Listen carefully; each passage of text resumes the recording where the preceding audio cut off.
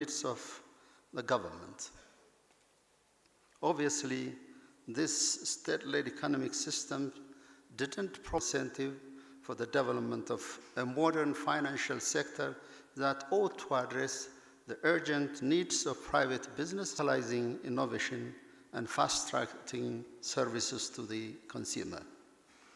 This subsequently put a significant strain on the macroeconomy, forcing the country to depend heavily on large-scale borrowing to fund public investment.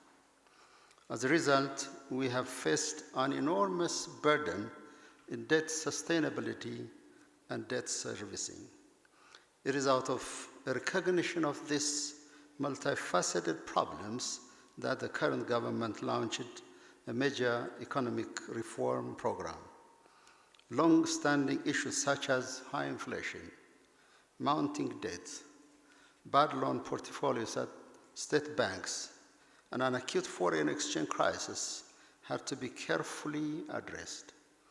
This economic reform program aimed not only to correct these imbalances, but more critically, to prompt a more open, competitive, and private sector-led growth model that attracts foreign direct investment.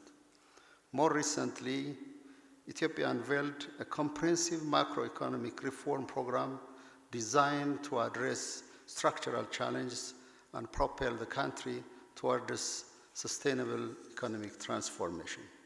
In light of this, three key elements of this comprehensive reform program has to be highlighted. I'm sure there will be an in-depth deliberation over the reform during the course of the 2 days discussion. The first one is the reform is being executed with meticulous planning, seamless coordination, and proper sequencing. It was not done in silos. There was a close partnership between pertinent ministries and the National Bank of Ethiopia. Moreover, particularly attention was given to ensure that appropriate mitigation measures were embedded in the reform process.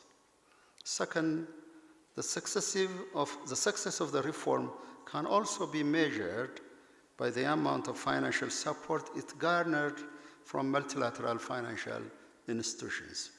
The support provided by the International Monetary Fund is the largest ever concessional funding in IMF history.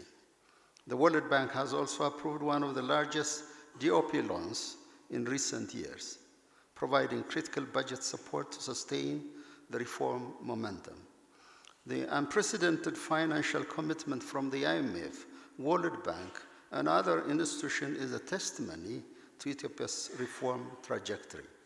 Third, the fact that the reform have shown encouraging results at an early stage, both on the fiscal and revenue side, is a proof that the reform blueprint is feasible and achievable.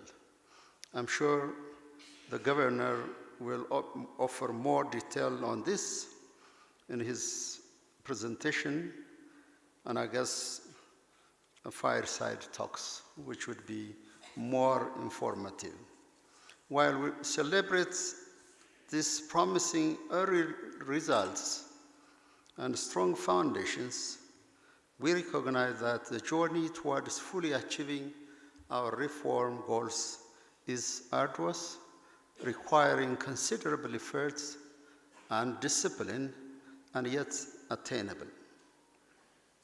Excellencies, to sustain the momentum and maximize our success, I would like to highlight three key recommendations, each of which I believe can enrich the panel discussion ahead. One, the financial sector must dramatically expand its size and scope within the economy by pursuing two intertwined imperatives. These are to aggressively broaden its client-based and geographic reach while transforming a customer-centered ecosystem by raising service standards.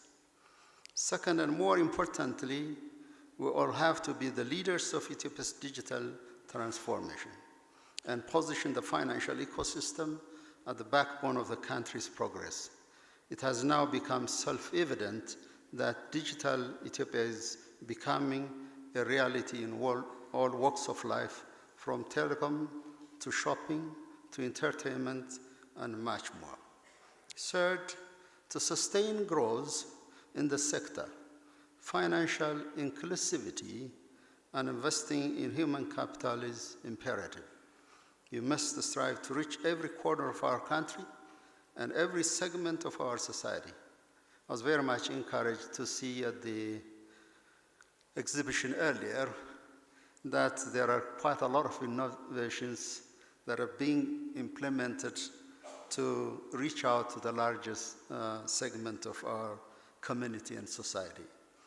Therefore, leaders of the financial institution should launch talent incubators encompassing sector-wide upskilling programs, tap Ethiopian diaspora expertise, and foster innovation labs. Ladies and gentlemen, history will mark Ethiopia's financial reform as one of the country's inflection points. Three unprecedented advantages now converge